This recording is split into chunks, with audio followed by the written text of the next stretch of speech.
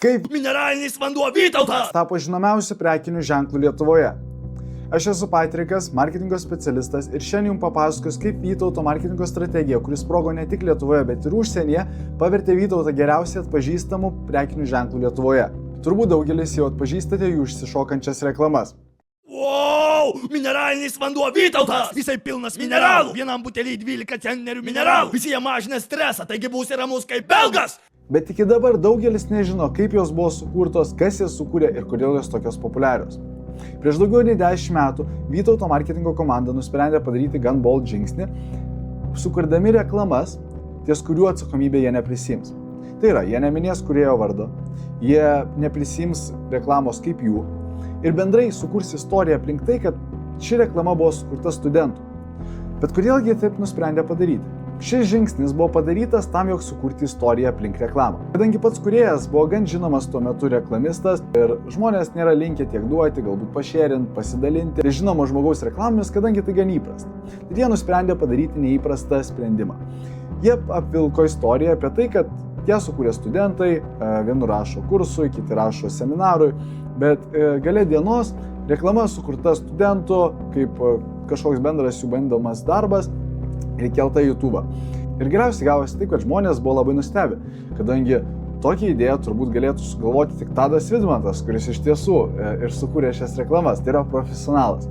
Ir gavosi taip, kad jas sukūrė studentai. Buvo šokas, žmonės kalbėjo, žiniasklaida Lietuvoje kalbėjo, žiniasklaida užsienį kalbėjo ir ši reklamos kampanija labai pavyko. Jie toliau tęsė šitas kampanijas, bet galiausiai teko prisipažinti ir pačiam Tadui Vidmantui, kad tai buvo vis dėlto sukurtos jo reklamos. Ir nors daugelis pradžioj galvojo, ir kai kurie iki dabar galvoja, jog tai buvo tiesiog studentų darbas, kuris iš esmės pinigų jam kaip ir neatnešė, Vytautas tuo kaip ir nesinaudojo, nors irgi buvo kalbų apie tai ir klausimų, bet ne, Vytautas viską paneigė. Bet gale dienos tiesa yra tokia, jog tai buvo dar viena mokama reklama, tiesiog sukurta su istorija, su puikiu scenarijum, puikia eiga, puikia komunikacija ir tai tapo hitu. Nes jie komunikavo ne su pačiu turiniu, o su žiniasklaidos galimybėmis. Tai yra, jie tai darė netiesiogiai per šoninius kanalus, kurie jam leido išlaikyti istoriją tikrą. Kadangi jie kaip ir patys neleido reklamų su ją ir bendrai, tai vyko tik tais per žiniasklaidos kanalus, kurie ar taip įkelia tas nuorodas. Tad, ką aš norėčiau patarti jums visiems šiandien? Mano patarimas šiandien būtų kurti reklamas su istorija. Šiai dieną mes turime daug visokių reklamų, vien pasiūlymai, vien kišimas, vien siūlymas. Ir tam, jog išsiskirti, jūs turite papasakoti istoriją, tam, kad vartotojas išlaikytų dėmesį, galėtų susitapatinti su jūsų prekiniu ženklu ir jūs prisimintų.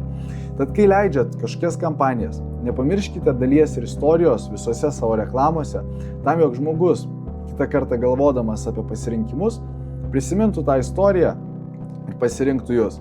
Nes taip Vytautas tapo žinomiausiu prekiniu ženklu Lietuvoje. Iki kito video.